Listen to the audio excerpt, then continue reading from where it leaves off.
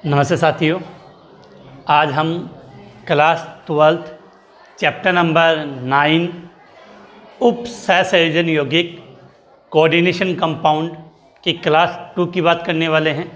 हमने अपनी last class के अंदर उप सहसंयोजन यौगिक क्या होता है चैप्टर का जो नाम है वहाँ से हमने स्टार्ट किया था, जिसमें हमने सिंपल साल्ट मतलब साधारण लवण, द्विक लवण या डबल साल्ट और संकुल लवण क्या होते हैं इसके बारे में डिटेल से बात की थी। और उसके बाद हमने लास्ट इक्वेशन भी हल किया था कि द्विक लवण और संकुल लवण में अंतर स्पष्ट कीजिए। यहाँ तक की अपनी क्लास हो गई थी। उसके बाद आज की इस क्लास में हम एक महत्वपूर्ण सिद्धांत, अगर आप भी हैं क्लास 11 क्लास 12 में तो MK बूस्टर लाया है आपके लिए शानदार मौका। यहाँ पर आपको बहुत आसान तरीके से पढ़ाया और समझाया जाता है, जिससे कोई भी बच्चा आसानी से पढ़ सकता है। इसे पढ़कर आप अपनी क्लास में टॉप कर सकते हैं और पूरे 100 में से 100 नंबर ला सकते हैं। यहाँ पर आपको डेली लाइव क्लासेज मिलेंगी, हैंड रिटन नोट्स मिलेंगे, टेस्ट सीरीज, पिछले वर्षों के पेपर के सोल्यूशन, ऐसे तमाम फीचर इस ऐप में मिलेंगे। तो देर किस बात की, अभी डाउनलोड करें MK booster app. Link video के डिस्क्रिप्शन और प्ले स्टोर पर उपलब्ध है। उप सहसंयोजन यौगिकों का वर्णन सिद्धांत।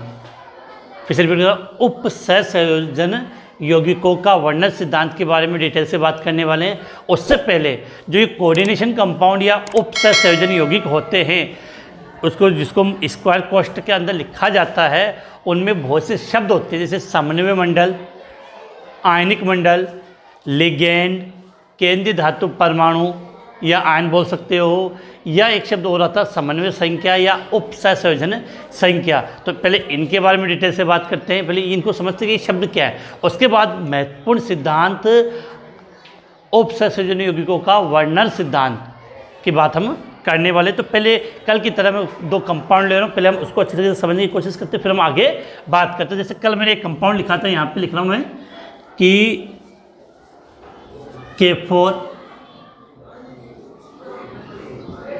FeCN6। क्या लिखा है? K4 FeCN6। अब अगर इस कंपाउंड को अगर आप गौर से देखोगे तो इस कंपाउंड को हम 2 हिस्सों में डिवाइड कर रहे हैं। कितने हिस्सों में? 2 हिस्सों में इसको हम डिवाइड कर सकते हैं। एक तो कोष्ठक वाला हिस्सा ये रहा, ये तो गया आपका कोष्ठक का हिस्सा, इसका कोष्ठक का। उसके अलावा आपका ये भाग है। तो इसमें 2 कंडीशन हमने यहाँ पे लिखी है कि एक तो आपका ये हिस्सा, दूसरा ये। तो जो स्क्वायर कोष्ठक के अंदर लिखाया गया है उसको हम बोलते हैं समन्वय मंडल, या बहुत सी जगह आपको लिखा मिलेगा समन्वय सत्ता, समन्वय मंडल या समन्वय सत्ता। तो यहाँ पर आपको माइंड में क्लियर होनी चाहिए कि जो स्क्वायर कोष्ठक में लिखते हैं उसको हमने क्या नाम दिया? समन्वय मंडल। अब ध्यान रखना बेटा, जहाँ पर भी समन्वय शब्द आता है उस शब्द के स्थान पे आप चाहो तो उप सहसंयोजन शब्द का भी यूज कर सकते हो, दोनों का मतलब एक ही होता है। तो समन्वय मंडल या उप सहसंयोजन मंडल कह सकते हैं। इसके अलावा इसी को हम बोलते हैं उप सहसंयोजन सत्ता कहा जाता है इसी को। तो इसका मतलब इसको समन्वय सत्ता भी हम कह सकते हैं। तो जो स्क्वायर कोष्ठक के अंदर केवल हमने कितने भाग की बात की है? जो भाग आपका किस में हो, स्क्वायर कोष्ठक के अंदर लिखा मिलेगा आपको, उसको समन्वय मंडल, उप सहसंयोजन मंडल या समन्वय सत्ता या उप सहसंयोजन सत्ता कह सकते हैं। इसके अलावा जो भाग आपका ये जो शेष यहाँ वाला ये हिस्सा बच गया है, इस हिस्से को हम आयनिक मंडल कहते हैं। आयनिक मंडल या प्रति आयन मंडल आपको लिखा हुआ मिल जाएगा। तो ये 2 शब्द तो आपके बिल्कुल क्लियर हो गए। इसके बाद आपको सबसे विशेष गौर करना है कि इस स्क्वायर कोष्ठक के अंदर एक धातु होगी, जिसको मैंने यहाँ गोला बना दिया। एक धातु होती है, उस धातु को हम केंद्रीय धातु परमाणु या उसको क्या बोल सकते हो आप? आयन। जो गोला बनाया है इस स्क्वायर कोष्ठक के अंदर, सबसे पहले जिसको मैंने गोला बनाया उसको हम क्या बोलेंगे? केंद्रीय धातु परमाणु या आयन। इसके बाद इस धातु परमाणु के बाद इसके अंदर जो शेष बच गया, जैसे यहाँ पर क्या है? Cn है। क्या है? Cn। इसको हम बोलते हैं लिगेंड। सबसे इम्पोर्टेंट है इस चैप्टर की बात में, लिगेंड क्या होता है। तो ये क्या हो गया आपका लिगेंड, कि केंद्रीय धातु परमाणु या आयन के अलावा जो इस उपसंयोजन यौगिकों में जो शेष बच जाता है उससे हम क्या बोलते हैं, लिगेंड। अब देखो बेटा, लिगेंड संख्या में कितने हैं, 6, 4 भी हो सकते हैं, 6 भी हो सकते हैं, इनकी संख्या होती है। तो जितनी इनकी संख्या होती है उस संख्या के लिए हम एक शब्द लेते हैं समन्वय संख्या। अब आपको क्लियर है कि समन्वय संख्या बोल सकते हैं या उसको क्या बोल सकते हैं, उपसंयोजन संख्या। तो बिल्कुल बात क्लियर होनी चाहिए कि जो लिगेंड की संख्या होगी, लिगेंड की संख्या होगी, उस संख्या को हम क्या बोलेंगे, समन्वय संख्या। तो मुझे उम्मीद है कि जिन टर्म्स का हम उपयोग करेंगे कि इसको हम क्या कहेंगे इस चैप्टर के अंदर, वो आपको यहाँ एक्सप्लेन हो गया।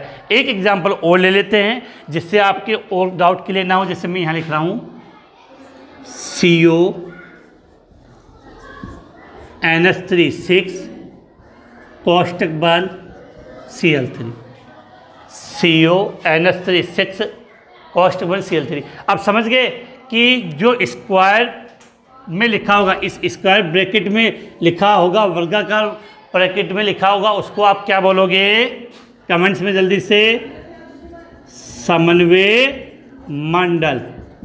अब देखो, समन्वय मंडल के अलावा जो आपका ये शेष बच गया बाहर वाला हिस्सा, इसको हम क्या बोलेंगे, आयनिक मंडल या प्रति आयन मंडल। बात क्लियर है।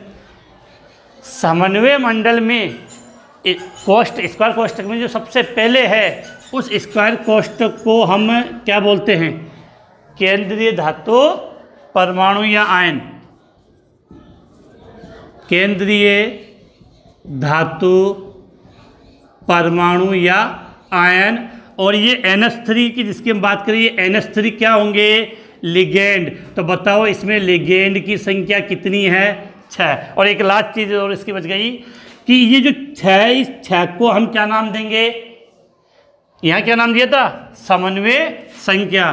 तो इसको हम क्या कहेंगे, समन्वय संख्या से रिप्रेजेंट करते हैं। तो जब भी हम ये चैप्टर स्टार्ट करते हैं उपसंयोजक यौगिकों का, तो आपको प्रत्येक के बारे में इनका नाम पता होना चाहिए। इसका स्क्रीनशॉट आप लें, फिर हम आगे स्टार्ट करते हैं।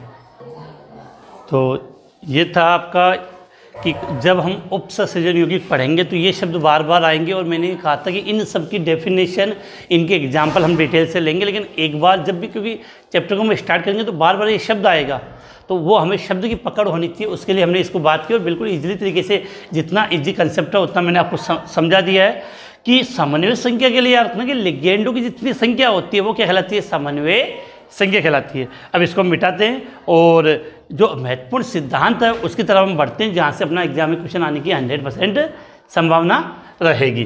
तो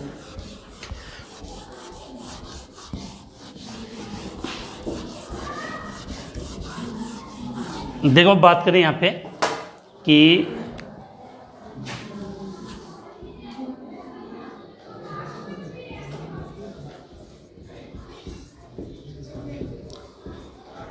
क्या लिखा, उपसंयोजन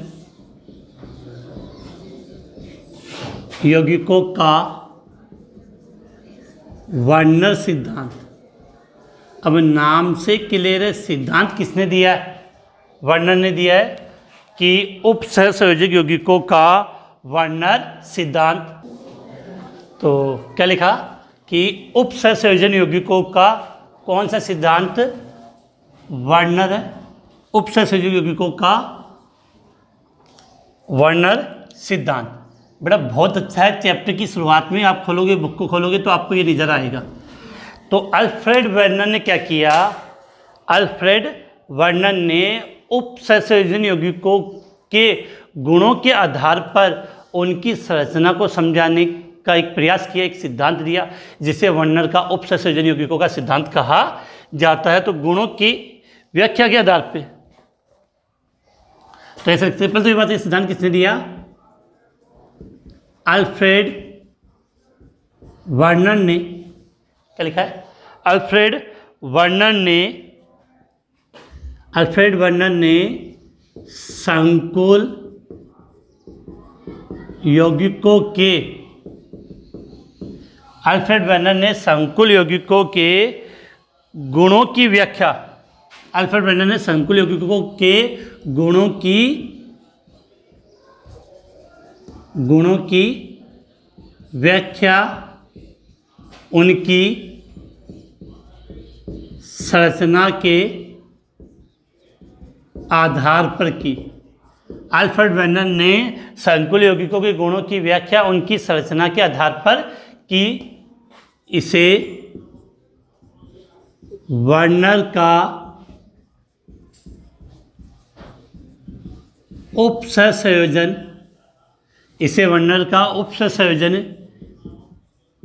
यौगिकों का सिद्धांत कहते हैं।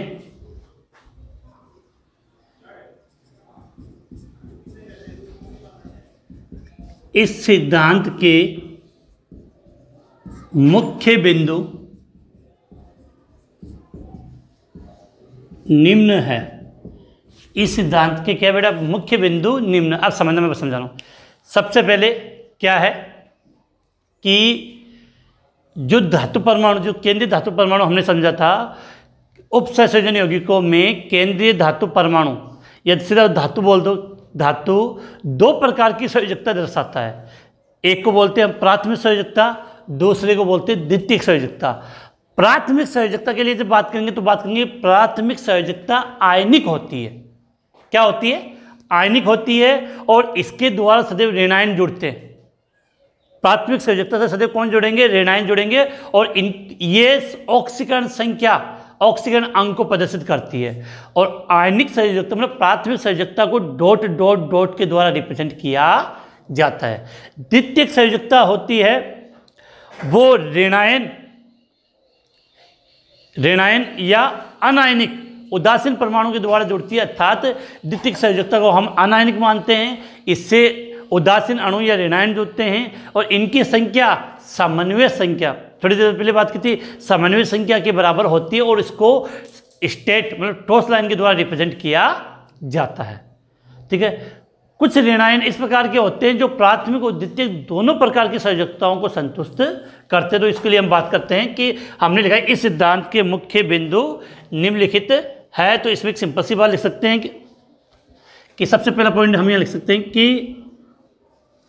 कि उप सहसंयोजन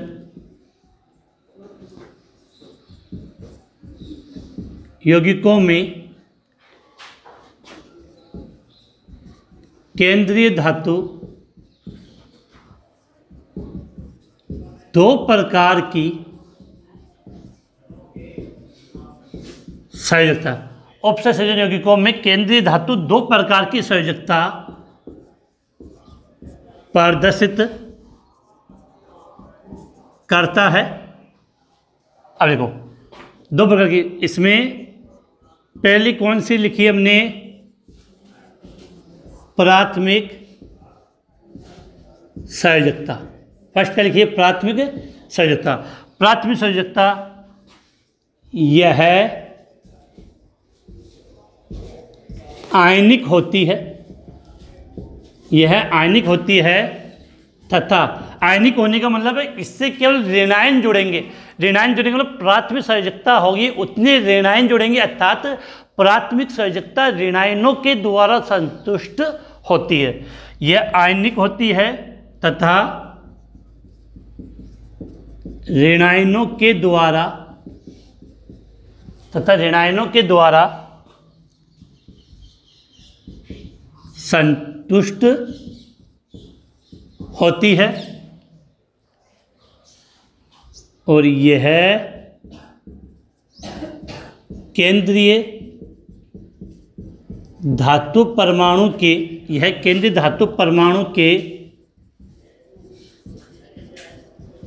ऑक्सीकरण अंक बोल दो या ऑक्सीकरण संख्या, एक ही मतलब है। ये केंद्रीय धातु परमाणु के ऑक्सीकरण अंक को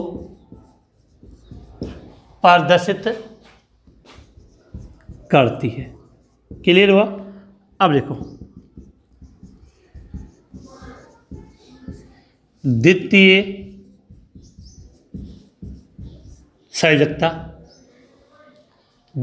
संयोजकता यह अनायनिक होती है। कैसी होती है? यह अनायनिक होती है। अब अनायनिक होने का मतलब है कि इससे उदासीन अणु या ऋणायन दोनों जुड़ सकते हैं।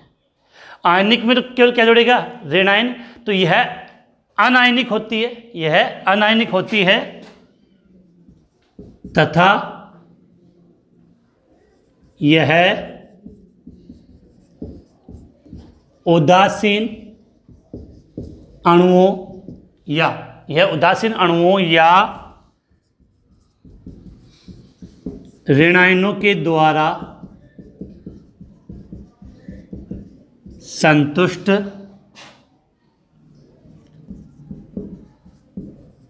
होती है।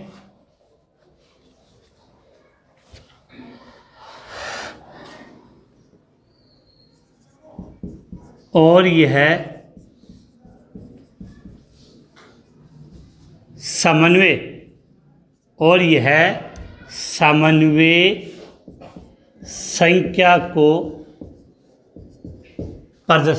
समन्वय संख्या को प्रदर्शित करती है।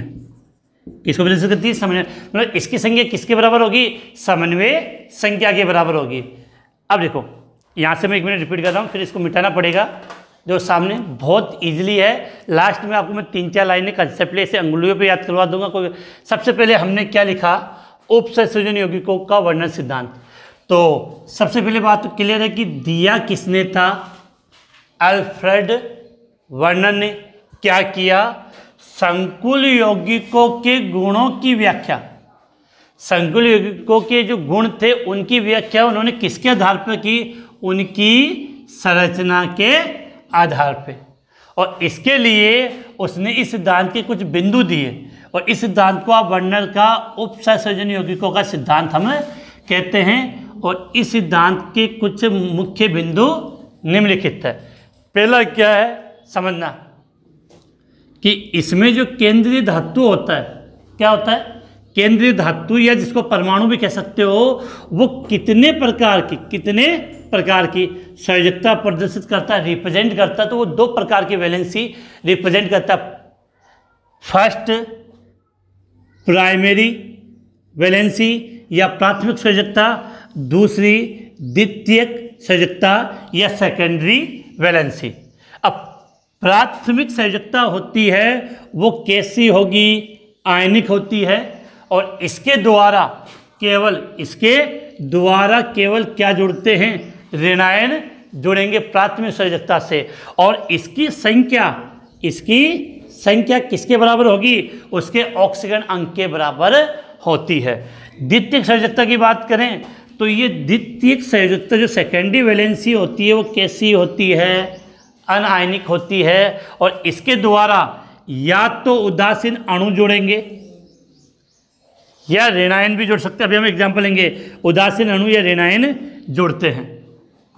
और इसकी संख्या किसके बराबर होगी? समन्वय संख्या के बराबर होती है। तो ये 2 पॉइंट हो गए। पहले के अंदर हमने 2 पॉइंट डिवाइड कर दिया, इसको अलग अलग पॉइंट भी ले सकते हो। अब देखो, तो आप पहले इसका स्क्रीनशॉट ले ले, फिर मैं इसको मिटा देता हूँ। जल्दी से स्क्रीनशॉट लें, फिर आगे बात करें। तो स्क्रीनशॉट आपने ले लिया, इसको पूरा न मिटा के इतना मिटा लेते क्योंकि पूरा फिर एक सिद्धांत एक साथ हो जाएगा अपना। अब देखो बेटा, हम आगे बात करें कि हो गया। अब देखो अगला पॉइंट कि प्राथमिक संयोजकता को हम किसके द्वारा रिप्रेजेंट करेंगे? डैश डैश के द्वारा। द्वितीयक संयोजकता को स्टेट या तो टॉस लाइन के द्वारा। तो यहाँ लिख सकते हैं कि नंबर 2 प्राथमिक अर्थात प्राइमरी वैलेंसी, प्राथमिक संयोजकता को ये डॉट डॉट डॉट डॉट के द्वारा प्राथमिक संयोजकता को तथा द्वितीयक संयोजकता को, तो इसको तो हम क्या बोल सकते हैं? टॉस लाइन, और इसको बिंदुवत लाइन। तो क्या कह सकते हो कि प्राथमिक संयोजकता को बिंदुवत लाइन ऐसे, तथा द्वितीयक संयोजकता को टॉस लाइन ये के द्वारा प्रदर्शित किया जाता है, के द्वारा प्रदर्शित किया जाता है, तथा जब दोनों संयोजकता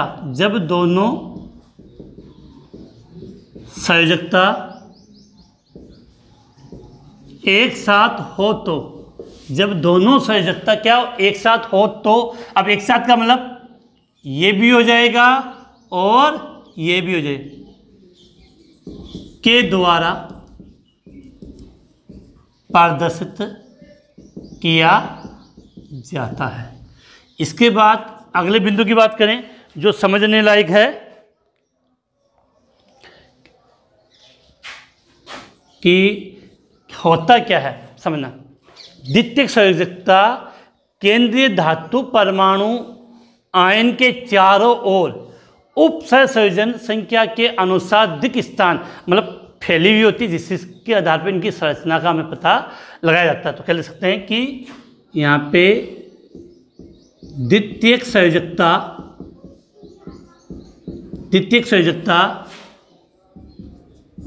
धातु परमाणु के चारों ओर, धातु परमाणु के चारों ओर उप सहसंयोजन, या हमने लिखा समन्वय संख्या की बात है बेटा, चलो समन्वय, चारों ओर समन्वय संख्या के अनुसार, समन्वय संख्या के अनुसार दिक् स्थान मतलब स्पेस की बात कर रहा है, दिक् स्थान में विशिष्ट रूप से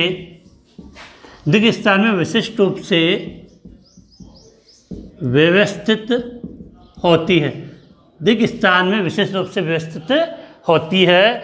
तो ये थे वर्नर सिद्धांत के मुख्य बिंदु। तो ये तो आपको याद हो गए। प्राथमिक संयोजकता को किसके द्वारा डॉट डॉट डॉट या डैश डैश के द्वारा रिप्रेजेंट किया जाता है, और द्वितीयक संयोजकता को टॉस लाइन के द्वारा हम रिप्रेजेंट करेंगे। इसके अलावा जब दोनों एक साथ हो तो दोनों को एक साथ बना देंगे। और द्वितीयक संयोजकता क्या होती है आपकी, धातु परमाणु या आयन के चारों ओर समन्वय संख्या के अनुसार फैली हुई होती है। तो अब समझो, पहले बार स्क्रीनशॉट आपका। अब बिंदु बेटा कुछ नहीं है, बिल्कुल बहुत इजीली था, चाहता तो मैं बहुत फास्ट करता, लेकिन मेरे ये मानना कि ऑनलाइन क्लास भी ऑफलाइन क्लास की तरह होनी चाहिए कि एक एक चीज़ कंसेप्ट क्लियर होना चाहिए। सबसे पहले उप सहसंयोजन यौगिकों का वर्णन सिद्धांत किसने दिया? अल्फ्रेड वर्नर ने। अल्फ्रेड वर्नर, एक एक लाइन याद करोगे याद हो जाए। अल्फ्रेड वर्नर ने क्या किया कि उप सहसंयोजन यौगिकों के गुणों की व्याख्या, उनके गुणों की व्याख्या संरचना के आधार पर की, और इसके लिए उसने निम्न बिंदु दिए कि सबसे पहले कि उप सहसंयोजन यौगिक में जो केंद्रीय धातु होता है उसकी कितनी संयोजकता होगी, जल्दी से कमेंट्स में कितनी होगी? 2 होगी। प्राथमिक संयोजकता और द्वितीयक संयोजकता। प्राथमिक संयोजकता कैसी होगी? आयनिक होगी, आयन के रूप में होगी। इससे सदैव क्या जुड़ेगा? ऋणायन जुड़ेगा। इसकी संख्या उप सहसंयोजन संख्या ऑक्सीकरण अंक के बराबर होगी।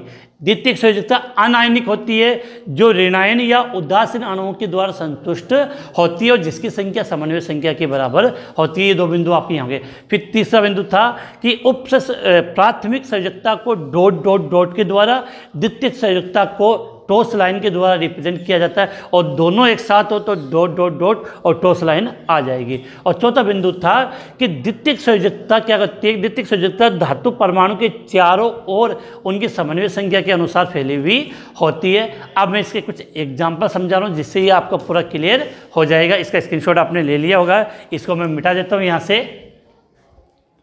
तो स्क्रीनशॉट आपका हो चुका होगा बिल्कुल, तो मिटा रहा हूँ इसको यहाँ से। तो अल्फ्रेड वर्नर के सिद्धांत पे बड़ा एग्जाम्पल समझने, मेन होता है इनके एग्जाम्पल, इनके मुख्य बिंदु, जिससे ये अपने कोई कन्फ्यूजन वाली बात ना रहे। इसके मैं 3 एग्जाम्पल कराऊंगा। अगर 3 एग्जाम्पल को आप समझ गए तो इसमें कोई प्रॉब्लम आपके नहीं है। अब देखो बात करें यहाँ से कि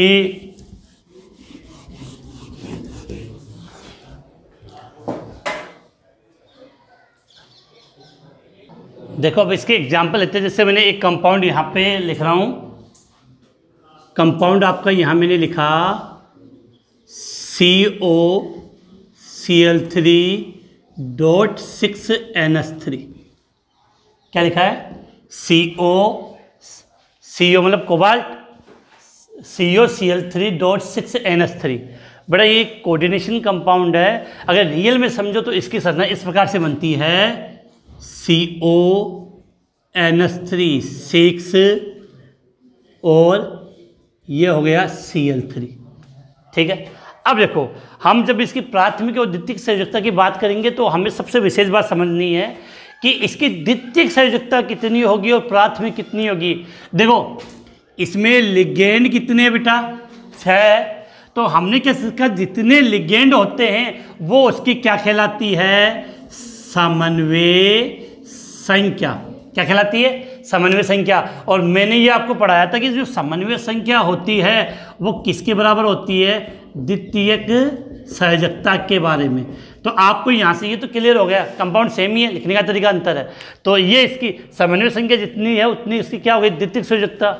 अब प्राथमिक संयोजकता होती है ऑक्सीकरण अंक के बराबर। तो ऑक्सीकरण अंक हमें किसका निकालना है? कोबाल्ट का। ऑक्सीकरण अंक कैसे ज्ञात करेंगे इन उप सहसंयोजन यौगिकों में, ये भी अपने चैप्टर में आगे आने वाला। आज मैं शॉर्ट में बता रहा हूँ कि जिसका ऑक्सीकरण अंक ज्ञात करना होता है उसको X मान लिया। NH3 कितने? 6। अमोनिया पे आवेश कितना होता है? 0, तो 0 कर दिया। कितने Cl? 3। एक Cl पे आवेश होता है -1, तो -1 और इसके बराबर में कोई भी चार्ज नहीं है तो बराबर में कर दिया 0। मतलब जिसका ऑक्सीकरण अंक ज्ञात करना है उसको क्या मान लिया आपने? X। NH3 कितने? 6। NH3 पे आवेश कितना होता है? 0, फिर प्लस का निशान, फिर Cl कितने हैं? 3। Cl पे होता है -1, बराबर में क्या लगा दिया? 0। अब इसको कैलकुलेट कर लो। X 0 को 6 से गुना किया, कितना आएगा? 0। फिर -1 को गुना किया तो -3 बराबर 0। तो X बराबर +3। इसका मतलब इस कोबाल्ट का ऑक्सीकरण अंक कितना आया? कोबाल्ट का यहाँ पर ये जो +3 है ये क्या गया? इस कोबाल्ट का ऑक्सीकरण अंक। और अभी हमने सिद्धांत में क्या सीखा था? जितना ऑक्सीकरण अंक आएगा वो ही इसकी क्या कहलाएगी? प्राथमिक संयोजकता। तो आपको साफ क्लियर होगा इस कंपाउंड से कि इसकी द्वितीयक संयोजकता कितनी होगी? 6 होगी। प्राथमिक संयोजकता है वो कितनी होगी? 3 होगी। अब आ जाओ इसकी संरचना बनानी है। तो देखो मैंने क्या किया, ये लिया कोबाल्ट, तो इसकी प्राथमिक संयोजकता बेटा कितनी है? 3। द्वितीयक संयोजकता कितनी है? 6। द्वितीयक संयोजकता को हम ठोस लाइन के द्वारा रिप्रेजेंट करते हैं, ये आपने सीख लिया। तो इसको अगर हमें रिप्रेजेंट करना तो हम ठोस लाइन के कैसे कि देखो 1 NH3 2 3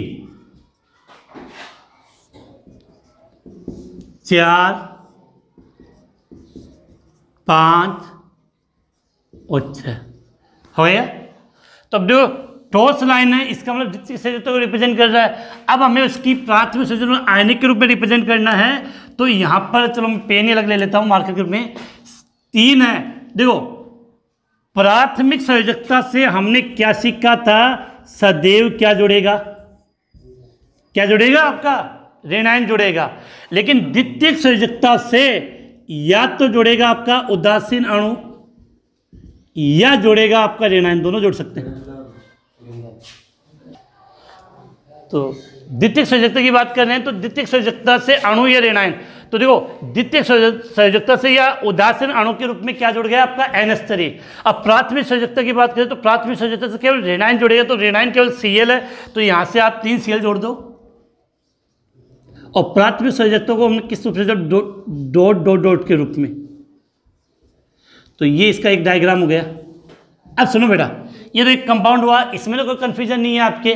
लेकिन दूसरा चेंज कैसे करते हैं वो देखो, यहाँ पे एक और लिख रहा हूं मैं, CO क्या लिखा हमने यहाँ पे, COCl3.5NH3 क्या लिखा है, COCl3.5NH3। अब बेटा इसको कैसे लिखते हैं वो मैं समझा दूं। यहाँ पे इसकी अगर आप बनाओगे तो इसकी स्टिक्स सीक्वेंस से बनती है CONH3 5 एक Cl और Cl2। अब सुनना मेरी बात, आप इस कोबाल्ट का ऑक्सीकरण अंक निकालोगे, इस कंपाउंड में सदैव +3 ही आएगा, तो प्राथमिक संयोजकता +3 ही रहेगी। दूसरा, इसकी लिगेंड कितने जुड़े हुए हैं, देखो मैंने क्या कहा, केंद्रीय धातु के अलावा जो भी इस कोष्टक में होगा वो लिगेंड होगा। तो देखो 5 लिगेंड तो ये रहा और 6ठा लिगेंड ये रहा, कोष्टक के अंदर तो लिगेंड होगा। तो समन्वय संख्या कितनी हो गई, 6 हो गई। तो द्वितीयक संयोजकता कितनी हो गई इसकी, 6। फिर से रिपीट, कोबाल्ट का जैसे मैंने यहाँ ऑक्सीकरण अंक निकाला, वैसे ऑक्सीकरण अंक निकालोगे तो कितना आएगा, वो +3 आएगा। तो प्राथमिक संयोजकता +3 रहेगी। लिगेंड काउंट करो 5 और 1 6, तो समन्वय संख्या 6 मतलब द्वितीय संयोजकता 6 रहेगी। अब देखो इसका जब डायग्राम बनाओगे तो कन्फ्यूजन क्या होगा, सुनो, CO बना दिया कोबाल्ट। अब इस कोबाल्ट से द्वितीयक संयोजकता कितनी है आपकी, 6 बेटा। समन्वय संख्या देखो, समन्वय संख्या 6 कैसे हुई, एक तो 5 तो ये और 1 ये, तो 5 + 1 कितनी होगी, 6। तो अब 6 जोड़ने, अब अपने पास NH5 कितने, NH3 कितने, 5 है, और फिर यहाँ से एक Cl लेना पड़ेगा, एक Cl को। तो इसको हम रिप्रेजेंट करेंगे तो इस प्रकार से कर सकते हैं, कोई परेशानी ना आपने, कि देखो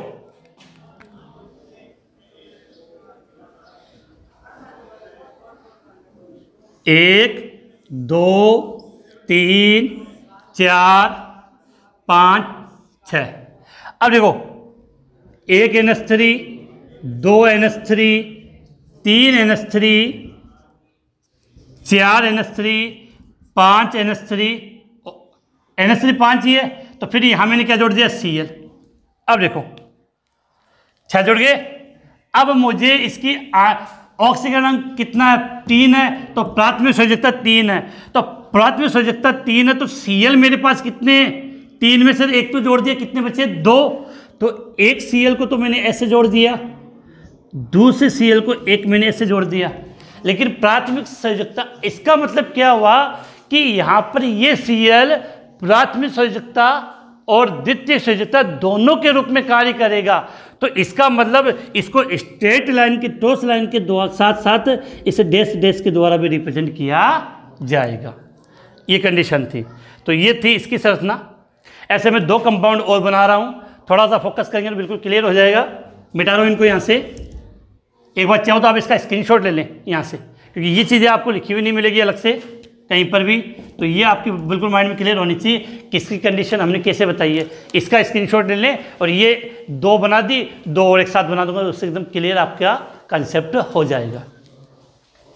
जल्दी से उधर वाले का स्क्रीनशॉट लें आप। अब देखो बेटा, इसके 2 एक एग्जाम्पल मैं और बताता हूँ आपको, उससे बिल्कुल कंसेप्टली क्लियर हो जाएगा। एक ही बात रखनी है, जितने भी कंपाउंड हम लिख रहे हैं उनमें ऑक्सीकरण अंक 3 होगा और समन्वय संख्या 6 होगी। अगला देखो, इसी से ये हो गया। अगला एग्जाम्पल COCl3.4NH3 क्या लिखा है, COCl3.4NH3। एक और एग्जाम्पल यहाँ लिख देता हूँ, COCl3.3NH3। अब बेटा सबसे विशेष बात, जब तक आपको इनको इस प्रकृति के रूप में नहीं लिखना आएगा, जैसे इसको मुझे लिखना, तो इसका रियल में स्ट्रक्चर ऐसे बनती है, CO पहले NH3 कर दे, NH3 कितने हो गए, 4, तो मुझे पता Cl कितने आएंगे, 2, और यहाँ पर एक Cl। क्लियर है। इसमें देखो, इसको लिखेंगे तो CONH3 3Cl3, ये हो गया। अब देखो बेटा समझते, क्लियर है बात, सीधी सी बात है कि इस कोबाल्ट का ऑक्सीकरण अंक सदैव कितना आएगा आपका यहाँ पे, +3। तो प्राथमिक संयोजकता +3 हो गई। अब द्वितीयक संयोजक वो समन्वय संख्या 4 और 2 कितने हुए 6, तो 4 और 2 कितने हो गए 6। तो ये 6 किसको रिप्रेजेंट करेगा, द्वितीयक संयोजकता को, और ये 3 किसको रिप्रेजेंट करेगा, प्राथमिक संयोजकता को, प्राथमिक संयोजकता को। तो ये क्लियर हुई बात। अब देखो यहाँ पे मैंने लिया कोबाल्ट, जो पहले द्वितीयक संयोजकता बनाएंगे, द्वितीयक संयोजकता कितनी 6, अब 6 कैसे होगी, 4 पे जोड़ेगा NH3 और 2 पे जोड़ेगा Cl। तो क्या किया देखो, एक Cl यहाँ जोड़ दिया, दूसरा Cl यहाँ जोड़ दिया, ओके। अब 4 क्या जोड़ने मुझे NH3, तो एक NH3, दूसरा NH3, तीसरा NH3 और चौथा NH3। बात क्लियर हुई नहीं हुई, हो गई। तो द्वितीयक संयोजकता फिनिश हो गई। अब हम बात करें बेटा किसकी, प्राथमिक संयोजकता की। तो जो प्राथमिक संयोजकता में कितने जोड़ेंगे 3, और आपको साफ पता है कि प्राथमिक संयोजकता में केवल क्या जुड़ता है, ऋणायन जुड़ता है। तो देख लो इसमें ऋणायन कितना है, एक Cl ऋणायन है, एक तो ये हो गया, और 2 ये 3, बस जोड़ दो 3। तो उसमें जो 2 तो जुड़े हुए, तीसरा तो जैसे ये Cl को मैंने यहाँ जोड़ दिया, ये Cl तो हो गया। अब देखो 2 रिप्रेजेंट करने, इसका मतलब इसको मैंने कर दिया इस प्रकार से। तो क्लियर है कि ये Cl प्राथमिक के लिए, ये प्राथमिक और द्वितीयक दोनों के लिए। अब इसमें आ जाओ, सेम कंडीशन है बेटा कि इस कोबाल्ट का अगर आप ऑक्सीकरण अंक निकालोगे तो कितना आएगा +3, और +3 किसको रिप्रेजेंट करेगा, प्राथमिक संयोजकता को। और यहाँ पर ये 3 + 3 कितने हुए 6, तो इसकी समन्वय संख्या कितनी हो गई 6। क्लियर है, द्वितीयक संयोजकता को। तो अब देखो इसके स्ट्रक्चर बनाओगे तो CO कितने NH3 है, 3 और 3 Cl है। तो बड़ा सीधी सी बात है कि देखो यहाँ जोड़ा एक Cl, दूसरा Cl, तीसरा Cl, तो ये हो गया। इसके पश्चात अपने को भी यहाँ पर 3 NH3 जोड़ने, लेकिन बेटा इससे ज़्यादा कंफ्यूज हो गए। NH3 जोड़ने तो एक NH3, दूसरा NH3 और ये NH3, थोड़ा सा लंबा ले लेते हैं इसको NH3। अब देखो यहाँ पे हो गए 3 NH3 जोड़ दिए, 3 Cl, ये प्राथमिक द्वितीयक हो गई। अब प्राथमिक में 3 जोड़ेंगे, 3 है नहीं, इसका मतलब ये 3 Cl को रिप्रेजेंट करना पड़ेगा। तो 1, 2 और ये 3। तो इस प्रकार से वर्नर का ये सिद्धांत था, और इतने मैंने डायग्राम बना दिए। इसमें अगर आपको रिप्रेजेंट नहीं आया है तो यहाँ पर आपका क्या बेटा NH3 है। थोड़ा सा मिटा देता हूँ इसको, नजर आए तो यहाँ पर NH3। बाकी इस चैप्टर को आप धीरे धीरे आगे पढ़ोगे तो कंसेप्ट क्लियर हो जाएगा। एक बार आप इसका स्क्रीनशॉट ले लें, फिर हम आगे बात करें। हो गया स्क्रीनशॉट।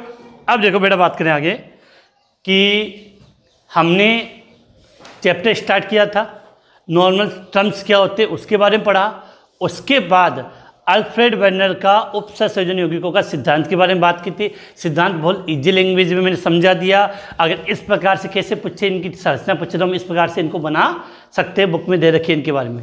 अब इसके बाद कल की क्लास में बेटा ये जितने भी टर्म्स है, मैंने कहा कि जैसे समन्वय मंडल क्या होता है, आयनिक मंडल क्या होता है, केंद्रीय धातु परमाणु आयन किसे कहते हैं, और सबसे इम्पोर्टेंट लिगेंड क्या होते हैं, लिगेंड के प्रकार, जहाँ से लगभग बोर्ड एग्जाम में क्वेश्चन पूछ लिया जाता। उसके बाद ये ऑक्सीकरण अंक कैसे ज्ञात करते हैं, इनकी समन्वय संख्या कैसे ज्ञात करते हैं, इन सब के बारे में कल की क्लास में हम बात करने वाले हैं। तो आज की क्लास हम यहीं समाप्त करते हैं। साथ ही साथ इनको नोट करते रहना, याद करते रहना, जिससे चैप्टर में बिल्कुल भी कोई परेशानी नहीं होगी। मैंने एक ही बात कही है बूस्टर ने कि ऑनलाइन क्लास भी आपकी बिल्कुल ऑफलाइन की तरह होगी, कोई कन्फ्यूजन कोई परेशानी नहीं होगी। तो आज की क्लास यही समाप्त करते हैं।